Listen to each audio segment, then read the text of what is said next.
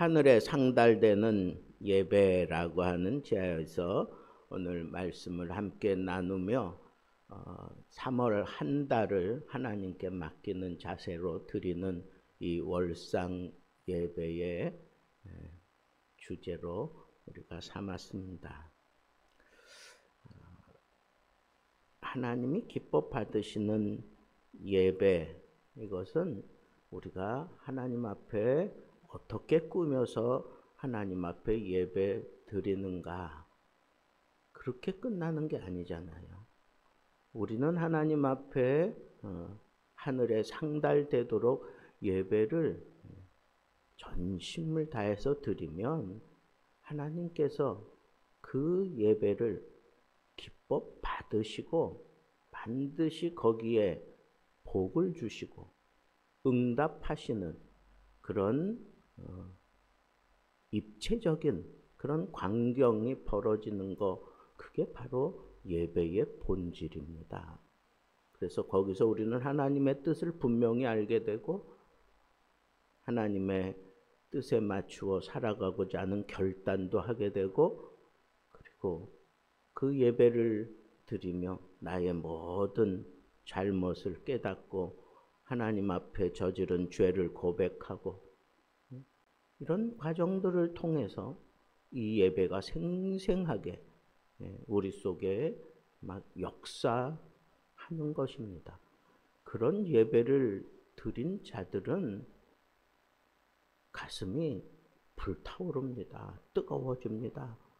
그래서 그 예배의 이 감격을 놓치기 싫어가지고 예배 다 마쳤지만 그냥 그 자리에 그대로 앉아서 눈물 흘리며 하나님 앞에 기도하는 그런 광경이, 예전 저희들 어릴 때의 예배의 모습, 그러면 제일 먼저 떠오르는 게 하나님 앞에 예배를 드리며 정숙하게, 그리고 그 안에 흐르는 그 성령의 역사하심이 정말 그냥 느껴지던 그런 예배를 드렸고, 그 예배에 너무너무 감격스럽게 찬양하는 그런 소리가 그치지 않았고, 말씀을 증거하시면서 정말 달기똥 같은 눈물을 쏟아내고 그냥 비지땀 같은 땀을 흘리면서도 이 말씀 제대로 전하려고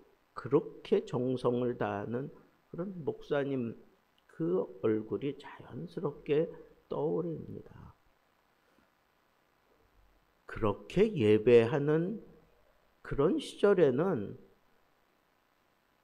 우리 가정이, 우리 사회가 그렇게 넉넉하지 않았습니다. 그래도 우리는 구김살 없이 그냥 풍부하게 살았습니다. 나누어 주며 살았고, 서로 위로하며 살았고, 서로 도와주며 살았고, 그리고 하는 일마다 왜 그렇게 기쁜지, 그리고 왜 그렇게 감사한지, 그냥 둥둥둥둥 떠서 다니는 것처럼 그런 기쁨의 세월들을 보냈던 것, 제 기억 속에는 그게 다 예배와 연관되어 있습니다. 예배는 단순한 의식이 아니란 말입니다. 하나님이 기뻐하시는 예배가 있고, 그리고 이 예배를 그냥 건성으로 드리는 예배도 있습니다. 가인은 제사를 드렸지만 하나님께서 받지 않으셨고, 이스라엘 백성들이 형식적으로 드리는 예배를 하나님께서는 책망하시기도 하셨습니다. 오늘 본문 말씀에서도 하나님께서 기뻐 받으시는, 그리고 그 기뻐 받으시는 그 예배가 어떠한 예배인지 오늘 이 말씀을 통해서 우리가 이 정말 하나님 앞에 큰 감격과 기쁨으로 하나님 앞에 만들어가는 이 예배가 회복되지 아니하고는 진정한 감격과 기쁨과 하나님의 은혜가 내 안에 넘쳐나지 않을 것이 뻔하기 때문에 저는 이 3월 한 달 하나님께 맡기면서 이 예배를 만들어내자는 거예요. 하늘에 상달되는 예배, 하나님이 응답하시는 예배 드리고 나서 그 감격을 지울 수가 없어서 또다시 예배하자고 달려드는 그런 광경이 우리 예수 등대 교회에서 드려지는 예배가 되었으면 참 좋겠습니다. 언젠가부터 제가 섬겼던 교회에서 본 예배를 3부로 드렸습니다. 목사님이 3번씩이나 똑같은 설교를 했습니다. 그런데 자주 그런 일이 일어났던 게 어떤 거냐 하면 어떤 분은 1부 예배 드리고 그 다음에 2부 예배 또 드리고 그리고 3부 예배도 점심 먹고 또 드립니다.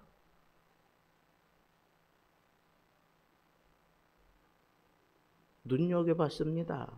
왜 그럴까?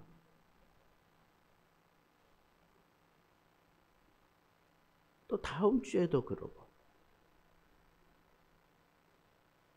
시간 날 때마다 그렇게 하시는 모습을 보면서 아, 은혜 받아서 예배를 저렇게 사모하는구나 그렇게 짐작했는데 아니나 다를까 그분은 예배 마치고 난 다음에 그냥 일어나는 법이 없습니다. 하나님 앞에 손수건을 가지고 눈물을 훔치면서 어떤 때는 막 가슴을 치면서 어떤 때는 양손을 높이 들고 어떤 때는 막 벅차오르는 이 감격을 어떻게 주체하지 못하고 그냥 큰 소리도 아니지만 작은 소리로 하나님 앞에 찬양을 하면서 그렇게 몸부림치고 홀로 일어나서 나가는 그분을 제가 앞에 닦아 세워놓고 물었습니다. 아니, 집사님 집에 무슨 일이 있습니까? 저는 그렇게 물어봤어요. 그랬더니 이분이 뚱딴지같이 이런 얘기를 해요. 아니요. 목사님, 이 예배가 너무 좋잖아요. 이 말씀이 너무 소중하잖아요. 막 내게 넘치는 이 하나님의 이 은혜가, 이 복이 느껴지지 않으시나요? 여러분, 오늘 본문 속에 히스기야가 주도한 이 예배, 나그네들이라고 생각하는 그런 사람들까지 모여서 그리고 원수같이 지냈던 북이스라엘 사람들까지 초청해서 하나님 앞에 철저하게 통회하고 자복하며 하나님 앞에 예배하는 그 예배가 대대적으로 유월절을 통해서 이루어졌을 때 7일 동안 유월절을 지키는데 너무너무 감격스럽게 벅차게 제사장들이 모자라서 그저 끙끙대면서 그렇게 예배 드렸지만 너무너무 감격스러운 그런 예배를 드린 거예요. 율법을 어길 정도로 그렇게 무지했던 이스라엘 사람들, 그 사람들에게 하나님이 은혜를 베푸십니다. 하나님의 복이 막 임한 거예요. 이 감격이 너무너무 뜨거워서 회중들이 다 같이 결의를 했어요. 우리 다시 유월절을 지키자.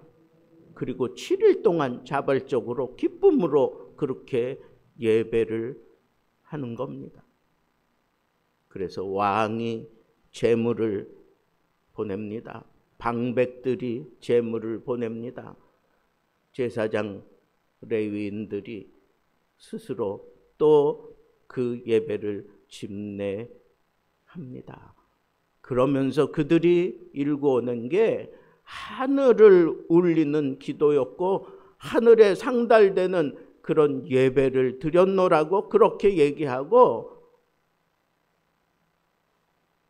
다윗 이후 솔로몬 시대를 거쳐 지금까지 오면서 이와 같은 큰 기쁨의 유월절을 지킨 적이 없노라고, 그렇게 역사적인 그런 예배를 만들었노라고 그렇게 성경이 기록하고 있습니다.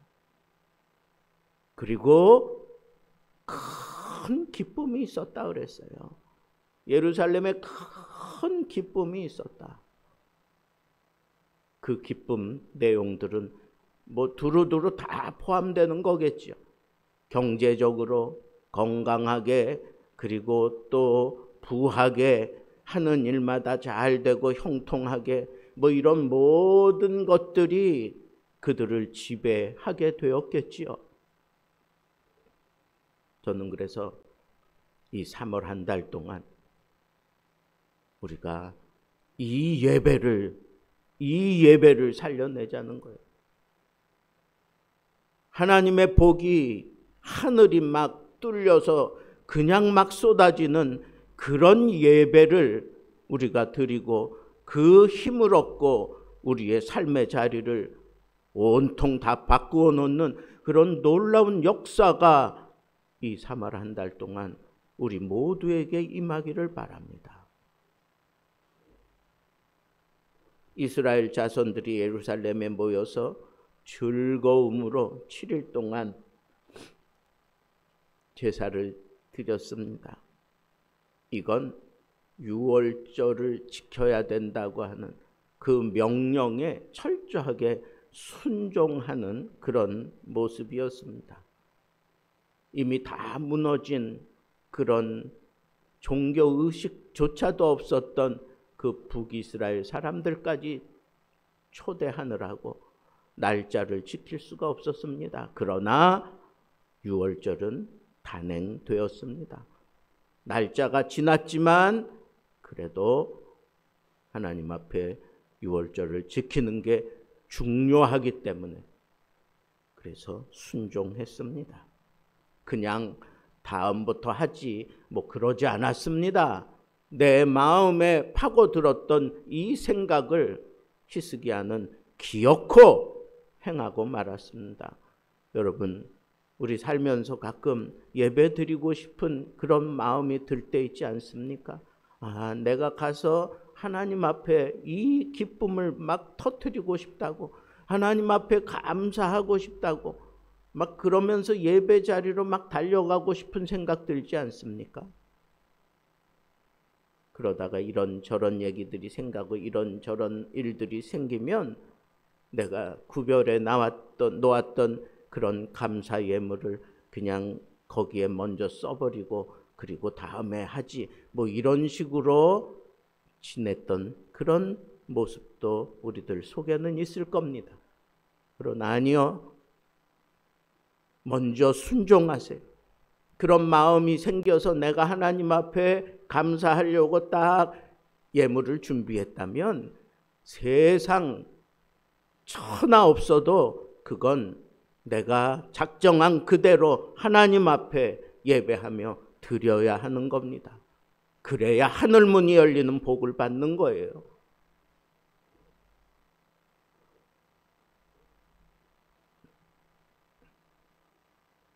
그리고 그런 중심으로 예배를 다시 드리자고 얘기했던 사람들은 이 유월절 예배를 드렸던 온 회중이라고 그랬어요.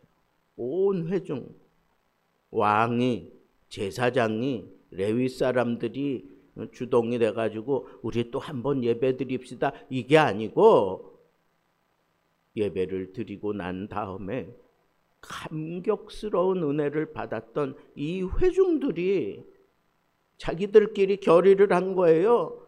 우리 6월절 이 예배 다시 드리자.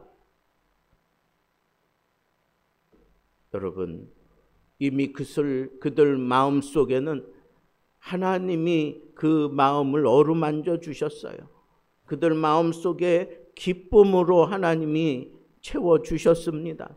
그리고 하나님께서 그렇게 만져주실 때에 그들의 삶의 모습들이 그저 다 해결됐다고 하는 그런 확신을 갖게 됩니다. 어떻게 말로 다 할 수 없는 그런 기쁨이 그네들 마음속에 파고들었던 겁니다. 그러니까 그들이 스스로 모여서 결단을 한 겁니다. 우리 다시 6월절 예배 드리자. 이 자리를 우리가 그냥 흩어지지 말고 다시 예배 드리자. 여러분, 이게 하늘 문을 열어내는 그런 놀라운 은혜입니다. 진정한 예배는 회복과 기쁨이 있습니다. 그들의 마음이 하나님께로 회복된 거예요.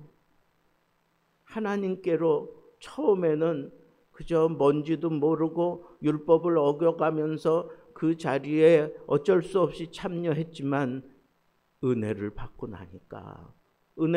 나니까 이걸 하나님 앞에 또 드려야 되겠다고 같은 마음으로 회중들이 우리 다시 예배드리자고 또다시 예배드리자고 그렇게 결의를 했습니다.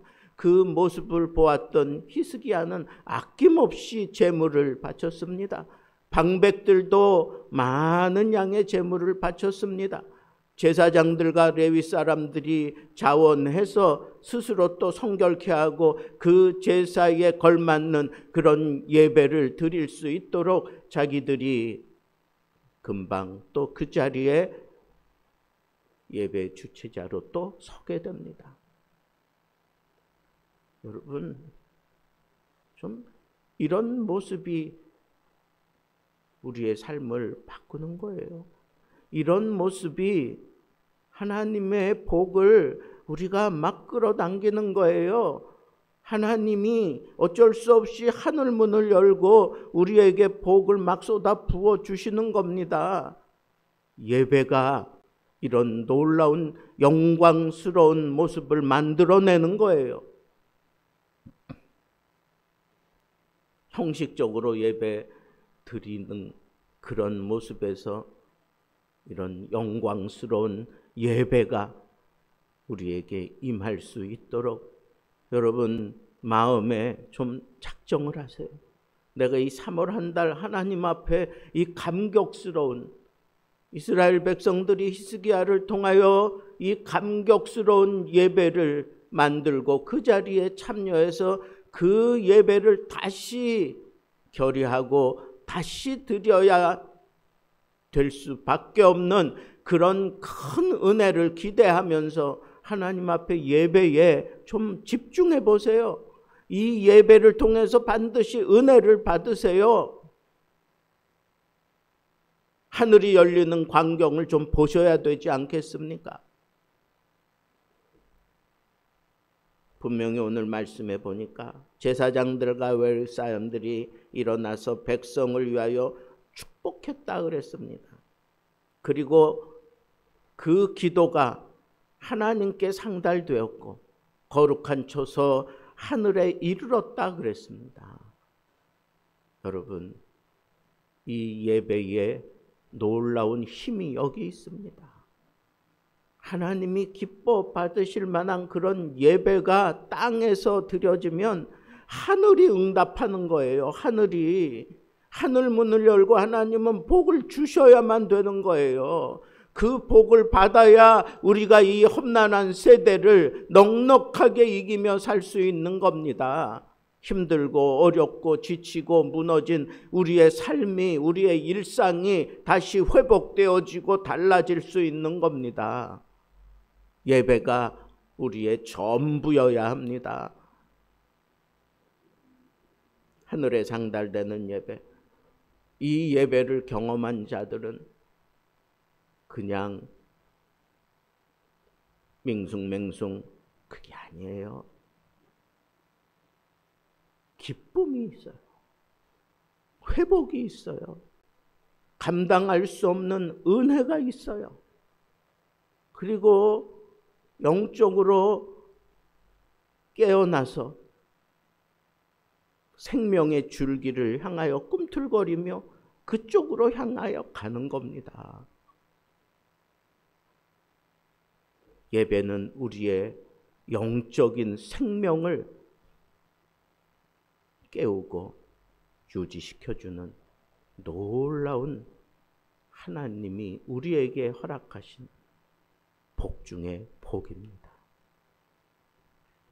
저는 3월 한 달 동안 우리가 하나님의 말씀에 순종하고 온전한 헌신을 하며 기쁨과 회복이 내 삶 속에 그대로 막 일어나고 간절한 기도가 터져 나오면 하나님이 기뻐 받으시고 그런 기도와 그런 찬양과 그런 예배가